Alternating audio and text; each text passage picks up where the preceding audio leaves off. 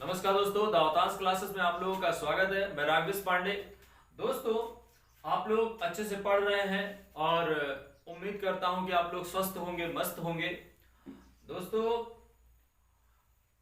किसी ने कहा है कि जिसकी मस्ती जिंदा है उसकी हस्ती जिंदा है, जिसकी मस्ती जिंदा है उसकी हस्ती जिंदा है, नहीं तो समझ लो वो जबरदस्ती जिंदा है।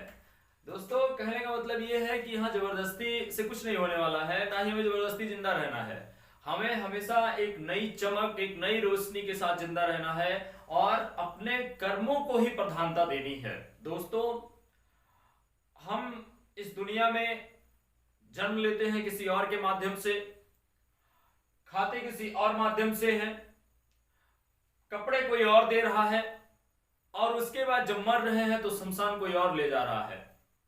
हमारा है क्या दोस्तों? कुछ भी नहीं है। लेकिन बस हमारा एक ही चीज है, एक ही सिद्धांत है कि हमारे मरने के बाद हमारा नाम होना चाहिए।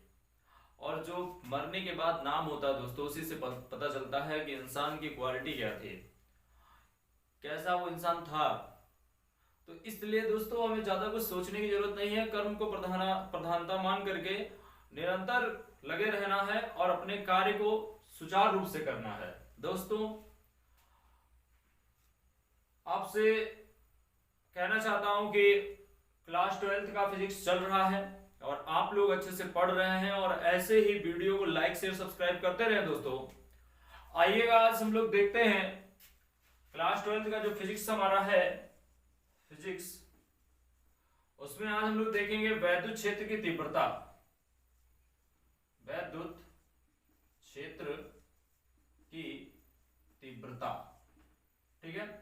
आज का टॉपिक हमारा वैद्युत क्षेत्र की तीव्रता है। दोस्तों, वैद्युत क्षेत्र की तीव्रता कहने का मतलब यह है कि कोई भी बिंदु आवेश कहीं पर रखा हो, ध्यान समझिए, आपको अच्छे तरीके से समझ में आ जाएगा। तीव्रता, इंटेंसिटी। तो तीव्रता क्या होता है, अभी मैं आपको समझा रहा हूं अच्छे से, आप लोग बस केवल ध्यान दीजिएगा, ठीक है। जैसे दोस्तों, कोई भी बिंदु आवेश कहीं किसी क्षेत्र में रखा हुआ है, मान लेते हैं यहां पर कोई बिंदु आवेश रखा हुआ है, ठीक। और अब देखिए, अब ये देखना है कि हमारा जो वैद्युत बल है वो किस तरीके से कार्य कर रहा है।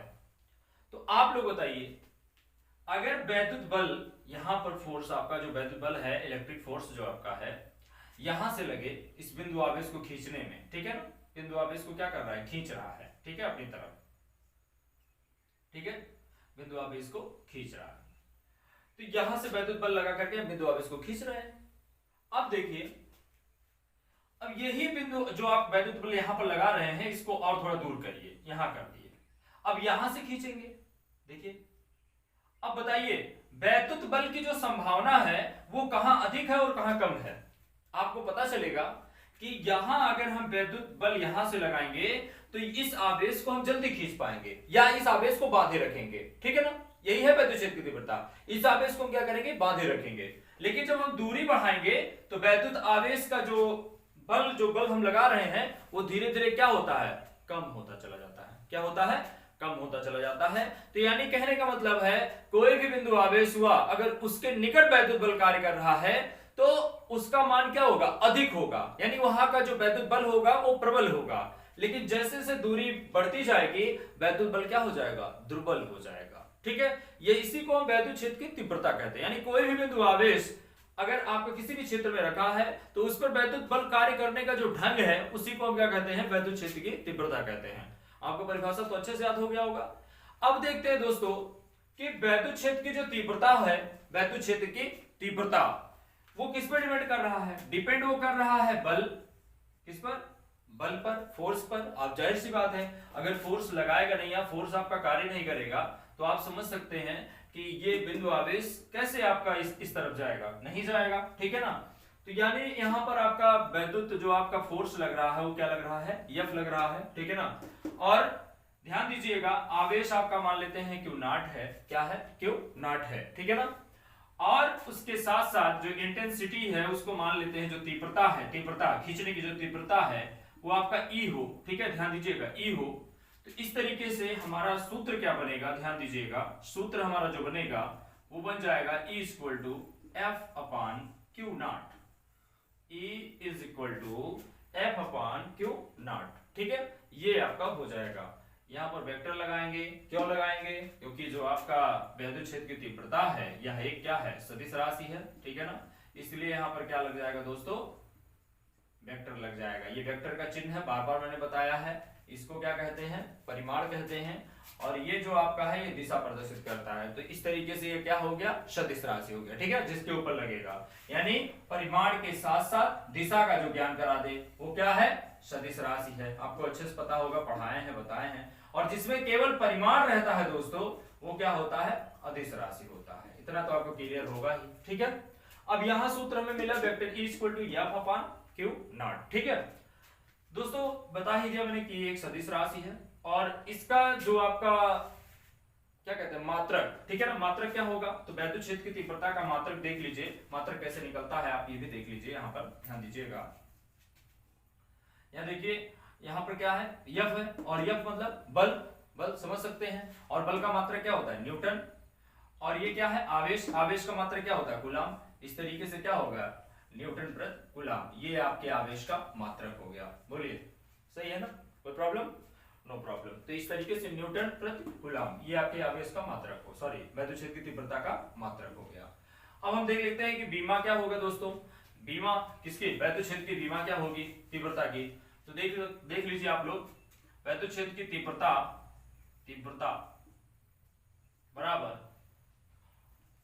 बल की विमा बटे आवेश की विमा, यानी कि तीव्रता की विमा अगर हमें पता करना है, वैद्युत क्षेत्र की तीव्रता की विमा पता करनी है, तो हमें क्या क्या निकालना पड़ेगा, बल की विमा निकालनी जानना पड़ेगा या निकालना पड़ेगा, और साथ ही साथ आवेश की विमा हमें पता होना चाहिए, ठीक है ना। तो देख सकते हैं यहाँ पर, वी नो दैट, पहले से पता है आपको कि बल की विमा जो होती है MLT-2 होती है, आपको पता है, और बीमा को हमेशा बड़े वाले ब्रैकेट में रखेंगे दोस्तों।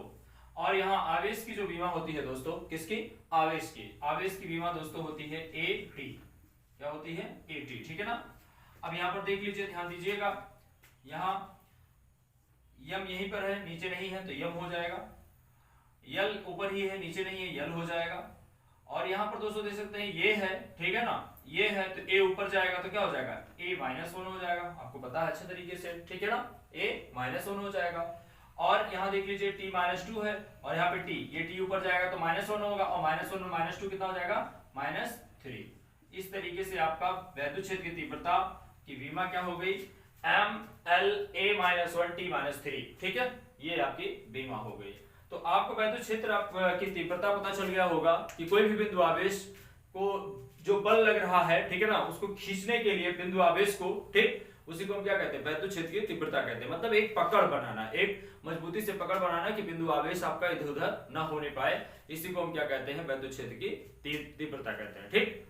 अब हम बात करेंगे दोस्तों, जो आपका नेक्स्ट हेडिंग है वो इसी से रिलेटिव है, वैद्युत क्षेत्र की तीव्रता से ही। अगर हमारा कोई जो बिंदु आवेश है वो किसी वैद्युत क्षेत्र में रखा हुआ है, ठीक है ना, तब उसकी वैद्युत क्षेत्र की तीव्रता क्या होगी, ठीक। तो आइएगा इसको इरेज करते हैं, और हम ध्यान देते हैं कि कोई बिंदु आवेश अगर वैद्युत क्षेत्र की तीव्रता में रखा है तो उसकी वैद्युत क्षेत्र की तीव्रता क्या होगी। आइएगा देखते हैं, ध्यान दीजिएगा दोस्तों। हमारा टॉपिक है electric field intensity due to a point charge, यानी कि बिंदु आवेश के कारण उत्पन्न वैद्युत क्षेत्र की तीव्रता।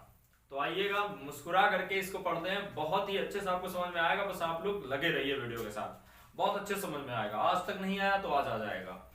बढ़िया सा दिमाग अच्छे से काम में लगाइए, यानी फिजिक्स को पढ़ने में लगाइए, और दावा कर रहे हैं कि आपका फिजिक्स अच्छा जाने वाला है, बस यही कह रहा हूं, ठीक है। आइए देखते हैं कि किसी वैद्युत क्षेत्र की तीव्रता जो है कैसे हमारा किसी बिंदु आवेश का जो किसी वैद्युत क्षेत्र में रखा गया है वहां कैसे वर्क कर रहा है। तो देखिएगा, यहां पर आपका आवेश हो गया Q जो कि पॉजिटिव है, और इससे स्मॉल r दूरी पर, कहां पर, स्मॉल r दूरी पर एक और आवेश रखा है जिसका नाम है Q0, ठीक है, Q0 एक आवेश और है, ये भी पॉजिटिव है, कोई प्रॉब्लम नहीं। इसी वैद्युत क्षेत्र यहीं पर आपका वैद्युत बल कार्य कर रहा है, ठीक है ना, तो वैद्युत बल कार्य कर रहा है इस दिशा में, ठीक है ना, इस दिशा में कार्य कर रहा है। ठीक, ध्यान दीजिएगा, यहां से Q आवेश को Q नॉट तक ले गया और Q नॉट के बाद जो है वैद्युत बल कार्य कर रहा है आपका, और वैद्युत बल जो कार्य कर रहा है उसको हम वेक्टर F से प्रदर्शित करेंगे, आपको पता है, और जहां भी ले जाए आगे। ठीक, तो इस तरीके से आपका ये फिगर है, आप लोग ऐसे ही परीक्षा में बनाएंगे। ठीक, अब देख लीजिए, माना जो आपका बिंदु आवेश है Q वो परावैद्युतांक K के माध्यम में स्थित है, परावैद्युतांक K के माध्यम में स्थित है। तो इस तरीके से हमने कूलाम का नियम बताया था दोस्तों, ध्यान दीजिएगा, यहां पर लिखेंगे कूलाम्स लॉ। देखिएगा कूलाम्स लॉ क्या है, F is equals to 1/4 epsilon naught Q1 Q2 upon R square. Q1 Q2 दो आवेश Q1 और Q2 लेना था, यहां पर आवेश क्या है, दोनों Q और Q नॉट है, तो यहां पर ये ले लीजिए Q and Q naught upon R square. और चूंकि ये जो आपका पूरा परावैद्युतांक जहां स्थित है, ठीक है ना, परावैद्युतांक जो आपका स्थित है वो K के माध्यम में यानी परावैद्युतांक में ही स्थित है। ठीक, तो इस तरीके से यहां सूत्र में आपको बताया गया था कि यहां क्या हो जाएगा, K हो जाएगा। ठीक, अब देखिए ये आपका सूत्र है, समीकरण नंबर 1 बना दीजिए इसको, इक्वेशन नंबर फर्स्ट। अब देखिए यहां पर एक बात और समझिए, अभी अभी मैंने आपको बताया है कि वैद्युत क्षेत्र की तीव्रता का सूत्र क्या होता है। तो वैद्युत क्षेत्र की तीव्रता का सूत्र दोस्तों मैंने बताया अभी आपको कि वेक्टर E बराबर होता है vector F upon Q naught. ध्यान दीजिए, vector E is equals to vector F upon Q naught. यहां पर इसी सूत्र को हमें बनाना है क्योंकि हमें वैद्युत क्षेत्र की तीव्रता ही ज्ञात करनी है इस सेटिंग में। अभी हमने कुछ नहीं किया, केवल चित्र बना दिया है और यहां पर सूत्र लिखा है कूलाम्स लॉ, जो कूलाम का नियम था, F is equals to 1/4 epsilon naught के Q naught upon R square. ठीक, ये समीकरण नंबर 1 हो गया। अब यहां देखेंगे ये सूत्र आपका, तो यहां बन सकता है कि नहीं बन सकता है, तो देखिए आप ध्यान से देखिएगा, यहां जो Q नॉट आपका है ये किसमें है, N2 में है, यहां इसमें है N2 में। इसको अगर हम इक्वल्स के इधर लाएंगे तो किसमें हो जाएगा बताइए। आपको बताया गया है कि अगर मान लेते हैं कोई चीज यहां पर गुणे में है तो इधर बराबर के इधर आकर के किसमें हो जाएगा, भाग में हो जाएगा, डिवाइड में हो जाएगा, आपको ये पता होना चाहिए। ठीक, तो इस तरीके से ध्यान दीजिएगा, ये Q नॉट इधर आएगा तो यहां N2 में ना होकर के किसमें हो जाएगा, डिवाइड में हो जाएगा, F upon Q naught is equals to यहां क्या बचेगा 1/4 पाई एप्सिलॉन नॉट के, और यहां Q नॉट चला गया तो Q केवल बचा Q अपॉन R स्क्वायर। अब देखिए दोस्तों ध्यान दीजिएगा, इस सूत्र के हिसाब से F upon Q naught is equals to E है कि नहीं है, तो यहां पर हम इसके स्थान पर E लिख सकते हैं कि नहीं लिख सकते हैं, लिख दिया, आप लोगों को पता होगा, यहां E हमने लिख दिया। E इक्वल्स टू क्या हो जाएगा 1/4 पाई एप्सिलॉन नॉट के Q अपॉन R स्क्वायर, ये आपका हो गया। अब यहां दोस्तों देखते हैं, ये भी आपका सूत्र सही है, ये भी डेरिवेशन आपका कंप्लीट हुआ, लेकिन अगर आपको और भी आगे करना है तो आपको एक चीज और करना पड़ेगा, capital E is equals to 1/4 pi epsilon naught, इतना आपको करना पड़ेगा।